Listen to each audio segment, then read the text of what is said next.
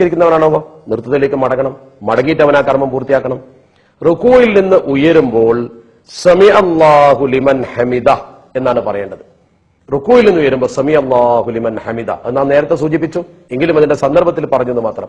ഇതിന്റെ അർത്ഥം അള്ളാഹുവിനെ സ്തുതിച്ചവരുടെ സ്തുതികീർത്തനം അവൻ സ്വീകരിക്കട്ടെ, ഇതാണ് അതിന്റെ അർത്ഥം.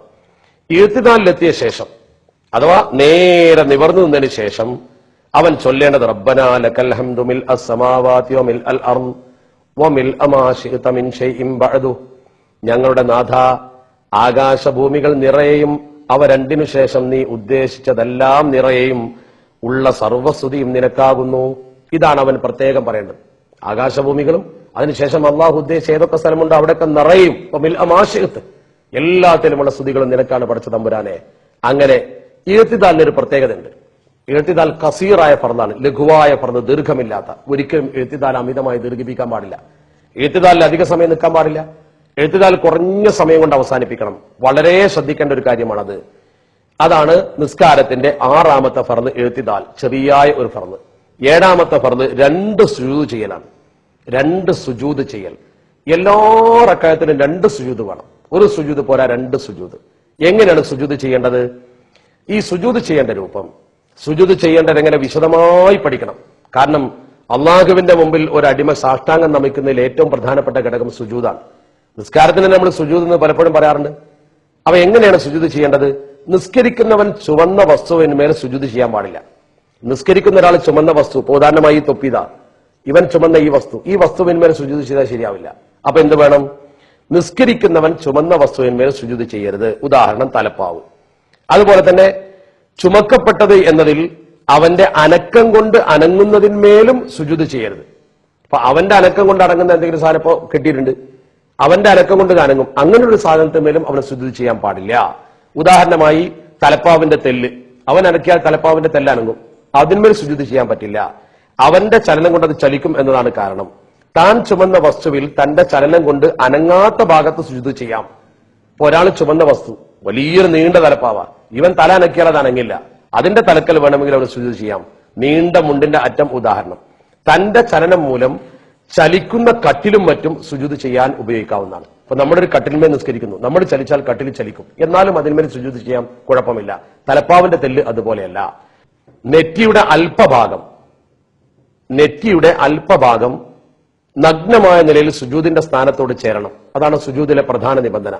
തലയുടെ ഭാരം സുജൂദിന്റെ സ്ഥാനത്ത് എത്തുകയും ചന്തിഭാഗം തലയേക്കാൾ ഉയർന്നിരിക്കുകയും വേണം. അവന്റെ പൃഷ്ഠഭാഗം തലയേക്കാൾ എപ്പോഴും ഉയർന്നിരിക്കണം. അത് വളരെ പ്രധാനമാണ്. സുജൂദിൽ 7 സ്ഥലങ്ങളാണ് ഭൂമിയിൽ വെക്കേണ്ടത്. 7 സ്ഥലങ്ങൾ നിലത്ത് വെച്ചിരിക്കണം. നഗ്നമായ നെറ്റി, 2 കാൽമുട്ടുകൾ, 2 കൈകളുടെ ഉൾഭാഗം അഥവാ ഉള്ളം കൈ, 2 കാൽവിരലുകളുടെ പള്ളഭാഗം. കാലിന്റെ വിരലിന്റെ ഇത് കൈ, കാലാണെന്ന് സങ്കല്പിക്കുക, കാലിന്റെ വിരലിന്റെ പള്ളഭാഗം, ഈ പള്ളഭാഗം അങ്ങനെ കുത്തിയിട്ട് കാൽവിരലുകളുടെ പള്ളഭാഗം. അപ്പൊ 2 കാൽവിരലുകളുടെ പള്ളഭാഗം, 2 ഉള്ളൻ കൈകൾ, അതുപോലെ തന്നെ അവന്റെ നഗ്നമായ നെറ്റി, അവന്റെ 2 കാൽമുട്ടുകൾ, ഈ 7 സ്ഥലങ്ങൾ സുജൂദിൽ നിലത്ത് ഊന്നിയിരിക്കണം. ഈ ഭാഗങ്ങൾ ഭൂമിയിൽ ഊന്നിയാണ് സുജൂദ് ചെയ്യേണ്ടത്. അത് നെറ്റി നഗ്നമായി തന്നെ ഊന്നണം. കൈവിരൽ തുമ്പ് ഊന്നിയാൽ മതിയാകില്ല. അങ്ങനെ കൈയിന്റെ വിരലിന്റെ തുമ്പ് ഇങ്ങനെ, ചിലർ ഇങ്ങനെ സുജൂദ് ചെയ്യുമ്പോൾ കാണാം, ഇങ്ങനെ കൈവെക്കും, പോരാ. വിരൽത്തുമ്പുകൾ ഊന്നിയാൽ പോരാ, കൈ ശരിക്കും പതിയണം. അതുപോലെ തന്നെ കൈയിന്റെ തെല്ല് അല്ലെങ്കിൽ ഇങ്ങനെ, ഇതൊന്നും ഊന്നിയാൽ പോരാ, ഇങ്ങനെ ഊന്നിയാൽ പോരാ, ഇങ്ങനെ ഊന്നിയാൽ പോരാ, ഇങ്ങനെ ഊന്നിയാൽ പോരാ, കൈയിന്റെ പള്ള തന്നെ ഊന്നണം. സുജൂദാണ് നമസ്കാരത്തിലെ ഏറ്റവും പ്രധാന കർമ്മം. അഖ്റബുമായ യകൂനുൽ അബ്ദു മിർ റബ്ബിഹി വഹുവ സാജിദ്. അള്ളാഹുവിലേക്ക് ഒരു അടിമ ഏറ്റവും അടുത്തിരിക്കുന്നത് അവൻ സുജൂദ് ചെയ്യുമ്പോഴാണ്. സുജൂദിന്റെ സമയത്താണ് ഒരു അടിമ അള്ളാഹുവിലേക്ക് ഏറ്റവും അടുത്തിരിക്കുന്നത്. ഇതിന് സാഷ്ടാംഗം എന്നാണ് നമ്മൾ പറയുന്നത്. തക്ബീർ ചൊല്ലി അഥവാ നമ്മൾ ഇഴ്തിദാലിൽ നിന്നതിന് ശേഷം റബ്ബനാ ലക്കൽ ഹംദു മിൽ അസ്സമാവാതി എന്ന ദിക്ർ ചൊല്ലി, ആ ദിക്ർ ചൊല്ലിന് ശേഷം നേരെ തക്ബീർ ചൊല്ലി അല്ലാഹു അക്ബർ എന്ന് പറഞ്ഞ് 2 കാൽമുട്ടുകളാണ് ആദ്യം വെക്കേണ്ടത്. ആദ്യം കൈ കൊണ്ടുപോയി കുത്തുകയല്ല വേണ്ടത്. കൈ കൊണ്ടുപോയി കുത്തുന്നതിന് പകരം 2 കാൽമുട്ടുകൾ കൊണ്ടുപോയി ഭൂമിയിൽ വെക്കുക, പിന്നെ കൈകൾ വെക്കുക, അതിനുശേഷം നെറ്റിയും മൂക്കും ഒന്നിച്ചു വെക്കുക, പിന്നെ നെറ്റിയും മൂക്കും ഒന്നിച്ച് ഇങ്ങനെ പതിച്ചു വെക്കുക, ഇങ്ങനെയാണ് വെക്കേണ്ടത്.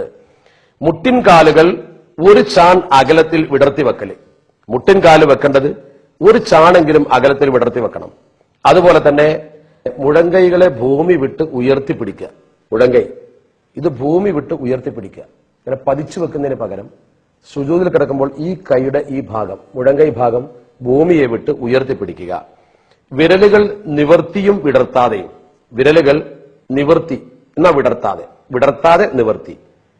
മുൻകൈ കിബിലക്ക് അഭിമുഖമാക്കി, മുൻകൈ കിബിലക്ക് അഭിമുഖമാക്കി ചുമലുകളുടെ നേരെ ഭൂമിയിൽ വെക്കുക. കണ്ടോ? കാലുകളെ ഒരു ചാൺ അകലത്തിൽ നാട്ടി നിർത്തുക. കാലുകളെ ഒരു ചാൺ അകലത്തിൽ നാട്ടി നിർത്തുക. നാട്ടി നിർത്തുമ്പോൾ ഈ വിരലുകളുടെ പള്ള ഭൂമിയിൽ സ്പർശിക്കുക. അത് അനിവാര്യമാണ്.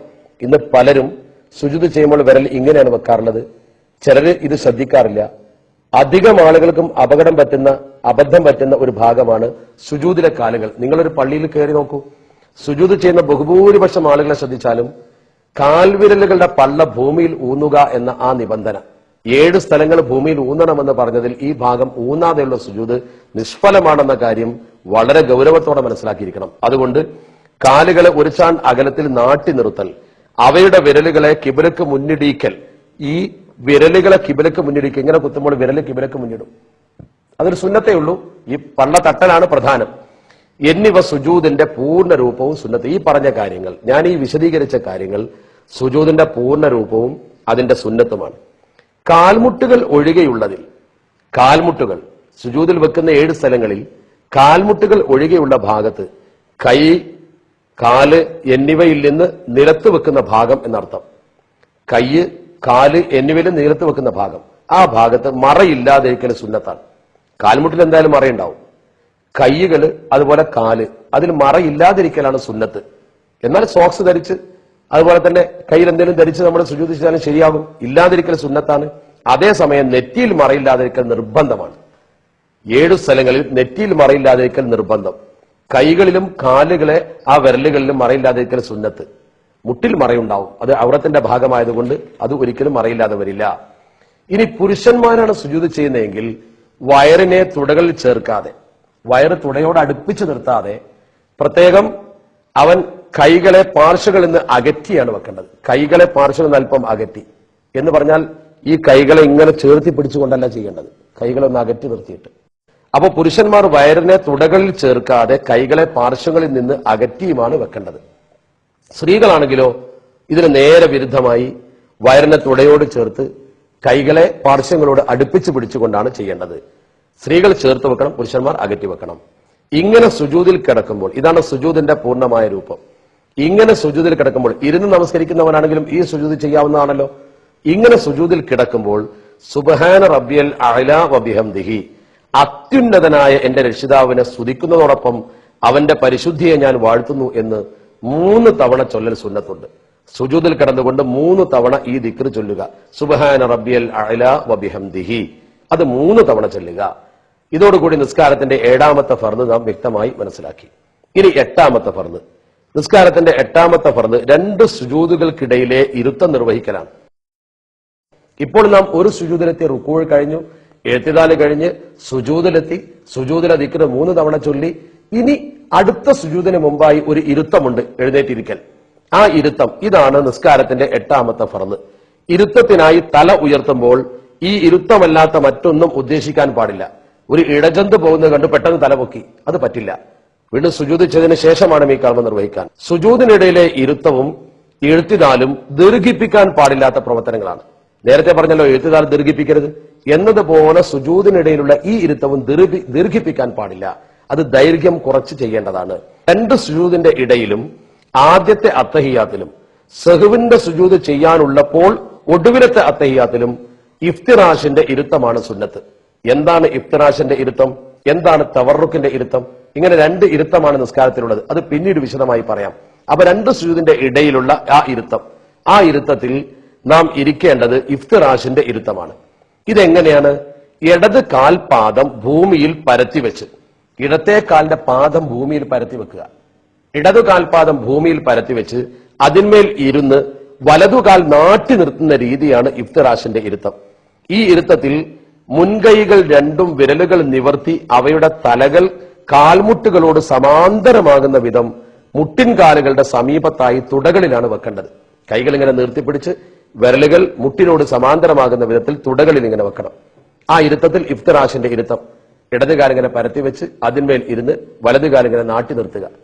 ആ ഇരുത്തം ഇരുന്ന് ആ ഇരുത്തത്തിൽ അവൻ ചൊല്ലേണ്ടത് റബ്ബി ഉഫ്ർലി വർഹംനി വജ്ബുർനി വർഫഅനി വർസുഖ്നി വഹ്ദിനി വആഫിനി.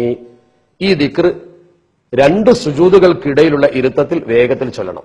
റബ്ബി ഉഫ്ർലി, പടച്ചവനെ എനിക്ക് നീ മാപ്പ് തരണേ തമ്പുരാനെ, വർഹംനി, എനിക്ക് നീ കരുണ ചെയ്യണേ, വജ്ബുർനി, എന്റെ വീഴ്ചകൾ നീ പരിഹരിക്കണേ, വർഫഅനി, എന്റെ പദവി നീ ഉയർത്തണേ, വർസുഖ്നി, എനിക്ക് നീ ഭക്ഷണം നൽകണേ, വഹ്ദിനി, എന്നെ നീ സന്മാർഗിയാക്കണേ, വഅഫിനി, എനിക്ക് നീ സൗഖ്യം നൽകണേ.